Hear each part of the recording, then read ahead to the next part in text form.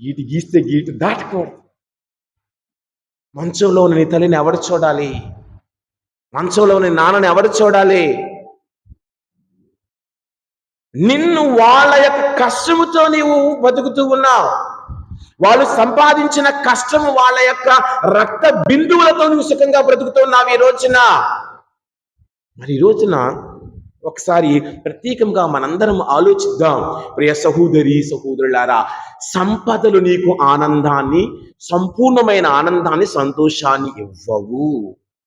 ఈ రోజున సువార్త పట్టణములో ప్రభువు నేర్పుతున్నది అదే కదా. 15వ వచనము చివరి వాక్యములో, ఏలయనా మానవ జీవితము సిరి సంపదల సమృద్ధిలో లేదు, ఆస్తులు పెంచుకోవటములో నీ యొక్క వృద్ధి లేదు అని వాక్యము సెలవిస్తుంది. అలాగైతే మరి డబ్బులు ఎందుకు, ధనము ఎందుకు? ఉండాలి, అన్నీ ఉండాలి. అవి నీ హృదయం బయటే ఉండాలి. నీ హృదయములో దేవుడు ఉండాలి.